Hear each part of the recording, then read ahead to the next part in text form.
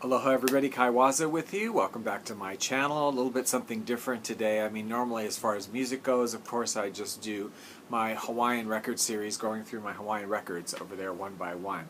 And I don't usually do like haul videos and things when I go record shopping, but I thought today maybe I would, and maybe I'll do them in the future. I don't know. I just kind of felt like it. I just come back in the door from record shopping today on a Saturday, September 1st.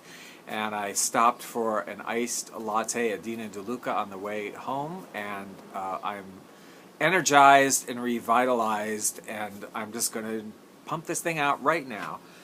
So let me tell you, today, last week, usually the last Saturday of the month, there's a Honolulu store, Ideas, Books and Music, that has a Sidewalk sale that's great. And they have tons of records for $1, and like cassettes I think are 50 cents, I think, and CDs are maybe $1 or $2, something. I don't know, but they have a lot of stuff. I don't usually go because until just very recently I've been working on Saturdays, so I don't have a chance to go to that.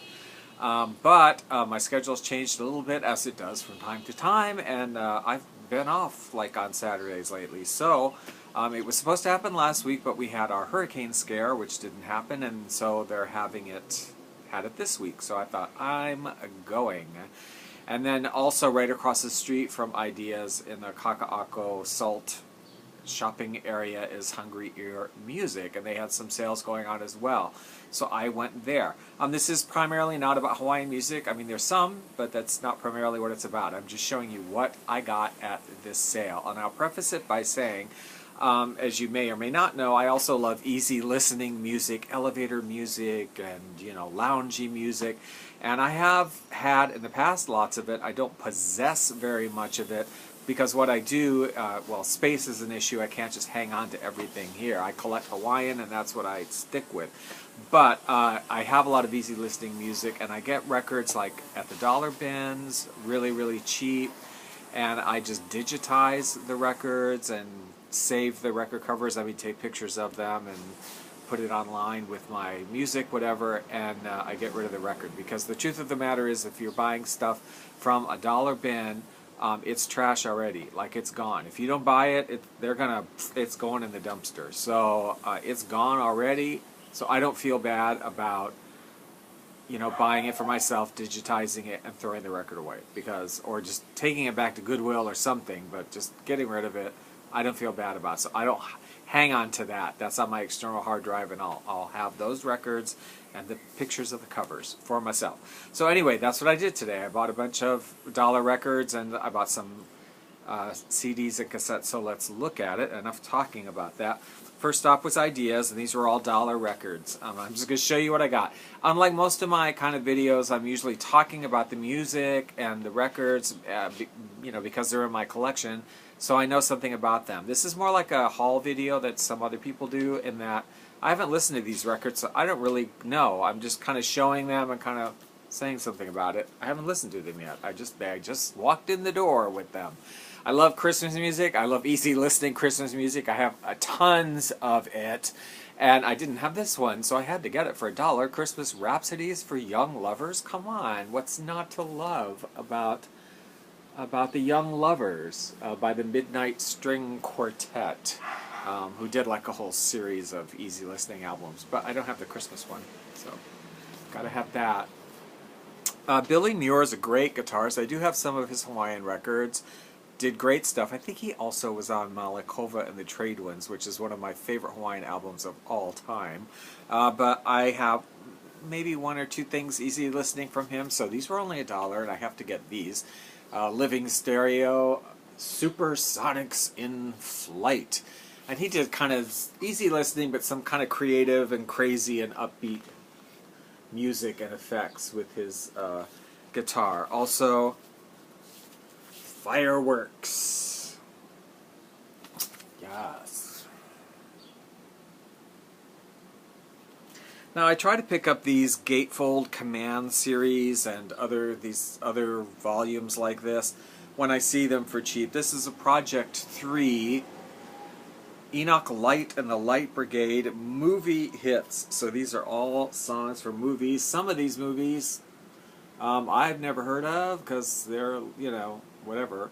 But like Anonymous Venetian, Long Ago Tomorrow, Bedknobs and Broomsticks. I don't know, there's some interesting things on here I haven't heard, so this will be kind of fun to have. It's a gatefold, so it tells you more than you need to know about the music on it. Yeah, so.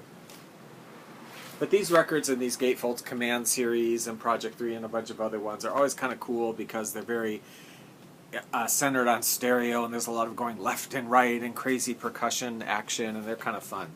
The Holly Ridge Strings, the Beatles Songbook number 4. I think I have number 1. I don't have 2 and 3, but how can you turn down, you know, easy listening orchestral versions of the Beatles? I mean, come on, it's beautiful. It's like going up, second floor. I love Tijuana Brass and kind of the Baja Marimba band, which kind of came out around the same time. Similar sort of inspiration, Tijuana kind of sound. I have a bunch of their records. This one I do not have, so I had to get it. Fresh Air. So yeah, I love them. This album kind of piqued my curiosity. I'm curious to hear it. Music from 77 Sunset Strip, based on the TV show. And this is not a soundtrack recording. This is a cover version by the Aaron Bell Orchestra on a cheap label, Lion, kind of a budget label. So I'm just curious to see, I don't know if these actually all came from the show, or some of them came from the show, and then some of them were written by these people. I don't know, but it'll be fun to check it out. 77 Sunset Strip is kind of like, I guess like a crime show, but like cool spy jazz kind of, you know. Okay, you'll laugh when you see this, but some of these you're gonna laugh. Ray Conniff, Happiness Is. I have a bunch of Ray Conniff stuff, and I really like it. And it's very iconic sounding for that era to me, that when I was a little kid, that kind of music was everywhere. Ray Conniff, very distinctive. I don't have this one. I want to eventually get all the Ray Conniff albums, all of them, eventually. And same goes with this guy here, Burt Camford, orchestra leader, originally from Germany, I think. Yeah. Anyway, love his music. Also very iconic of the period, the sort of walking bass line that's in a lot of his easy listening music. Love that Burt Camford at 3 o'clock in the morning. I have a bunch of his. I don't have everything, and he's another one I eventually just want to get them all free and easy. So yeah, when you get it for $1, dude, I'm still going to get it. Curious to hear this one. 1972's Greatest Hits by the Brass Explosion Orchestra and Chorus. So, ooh, and it's a deluxe 2-record set. 2 records for $1.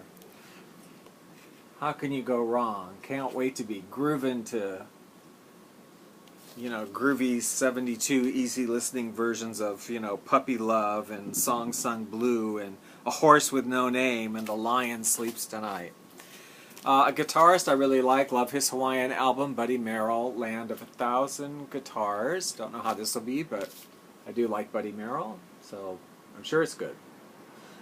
And okay, you're going to laugh again, but sorry, Lawrence Welk. I really like his instrumental albums, like from the 60s. Some of them are kind of cool, I don't know. And I don't have this one, so whatever. And there's a couple songs I'm really interested. The theme for the Addams Family and the theme from Bewitched. You know, why not? Finally, Lonely Harpsichord, Memories of That Rainy Night. I have their Exotica album. They did one that was kind of exotic songs. And then I have another that was like easy listening from them. And this is a third one. I love it. It's just like harpsichord with a little accompaniment and like rain and thunderstorms and sound effects going on. It's great stuff. Love it. Okay, that's it for the records. Then I got some cassettes there. I got some Hawaiian ones. These are Hawaiian. 3 Scoops of Aloha. I got a couple of theirs.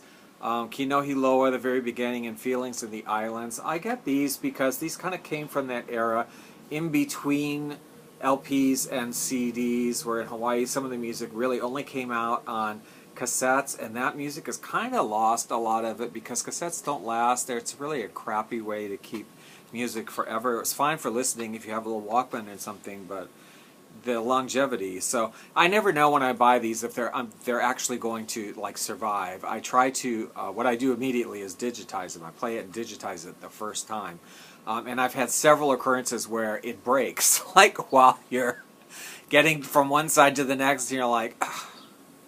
Okay, so I don't even know if these will make it, but I got a couple of 3 Scoops of Aloha. A lot of the music at that time period started going Hawaiian and very reggae, and these guys were still kind of not. These were still kind of a Hawaiian, really Hawaiian group, so I did pick these up, and I'll digitize them. Dennis Pavao, All Hawaii Stand Together. This came out on CD, but I don't have the CD, and for 50 cents, I'm going to get the cassette. And then these ones, Dean Lum, this is really good. This is really, really a good one, and it was not on LP. It just came out on a cassette initially. So I was really happy to find this. It's autographed by him too. Beautiful, beautiful falsetto singer. So hopefully this one, doesn't break when I'm like trying to digitize it. Leon and Malia were like folk singers. Did albums in like the 70s, really folksy, but I don't know how this is at all. There's Hawaiian songs on this one. This is recorded like in '92. I have no idea, so whatever. I'm just gonna check it out. This is another one. I have no idea. Never heard of this artist. The cover, the album. It's the artist is Hana Kia Kalilimoku. The album is Meke Aloha Nui. And this is like professional looking, right? I don't know these songs at all. I don't know if they're all original compositions. I've never heard any of these songs. And I don't know who she is, but the thing is the slipcase cover just seems almost homemade, like somebody just printed it out on their printer. It's kind of thinner paper. So I don't know, like I'm really very curious to hear this one. I know nothing about it, nothing about her, so maybe it's one of those, undiscovered treasures. The one thing I did buy that was not on sale was this cassette, which I was really happy they had, and I went in actually hoping they might have it. Mo Keale, who I love, did albums, but he did a cassette-only release that never came out on a CD called Imagine. This is it right here. I had it once on the cassette not too long ago, and it broke before I could even finish doing side 1. So I was like, oh, I hope I can find it again. And they did happen to have it. I did pay $5 for that. And hopefully this time I'll be able to get this one recorded. Yeah. Spent $24 there. $24 for all that. Then I went across the street to Hungry Ear. Let me show you. I just got a couple things there. They are having singles, a huge amass of singles, which I don't normally collect, but three for $1. And I thought, well, let me I just started leafing through and I found something, and I thought, well, I have to get this, so let me just leaf through. So I leafed through and picked out a couple other things. The thing I found that I just had to get was something I have no idea of its existence. I don't know anything about it. Can't wait to hear it.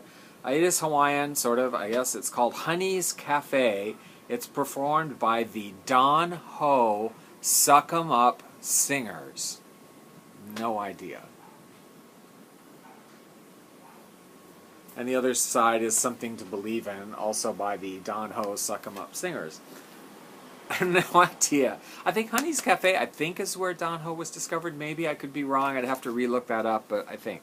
Then I got this 45. I just got it because I had to get 2 more, and this, I thought, I don't know anything about this movie. Maybe it's something exotic. It's an interesting single. It's like this small little thing there. From Time Record Series 2000 album, New Themes from Motion Pictures. This is the theme from The Naked Island, which I did look up on the way home, which happens to be a 1960-something movie about some island in Japan somewhere. So I thought, well, maybe it might be something sort of exotic. I don't know. We'll see. And then I do have some sacred music. I love to sometimes on Sunday, like, just listen to sacred music. And I love, in addition to like serious stuff, just like all these old weird 80s gospel, Heritage USA singers and televangelists and all. I mean, I just kind of get a kick out of listening to some of that. So I just picked up this one just because I needed to get a third. It's one of those cute, like, little things. But Fred Waring, Pennsylvania, the Holy City. This is like serious, you know, sacred music. But I just wanted to get my third record. And then I just got 2 CDs that were $1 each. They were only $1, and these were sets. So like sets for $1, they were kind of interesting. I just couldn't pass it up. But it's Putney Dandridge, who is a black jazz pianist and singer, kind of in the footsteps of Fats Waller. Just picked up by labels to record like pop songs with like jazzy versions with whatever musicians were available to be the accompanists. And his stuff was really lost, and I read a little bit of this liner notes, lost, and nobody really knew it. And he's not like amazingly wonderful or whatever, but just it was just so rarely heard. And they managed to get all of his tracks, all of his music together and kind of remaster it, whatever. So for $1, 2 CDs. Also, I like some classical music once in a while. This is Mozart, but it's rarities and surprises, including like the London Sketchbook, which was like his son, actually, when they were in London, wrote little pieces of music, and then he kind of elaborated on it a little bit and did not finish it. And the guy that put together this music finished some of them or augmented some of them, so I don't know. It's just interesting, you know? For $1, it's 3 CDs. It's 3 CDs of unusual or kind of virtually unknown Wolfgang Amadeus Mozart music. I mean, it's $1. Why not, right? So that's what I got today. My grand total was let me see, 24, 25, 26, was $27 for everything that you just saw. $27. What do you know?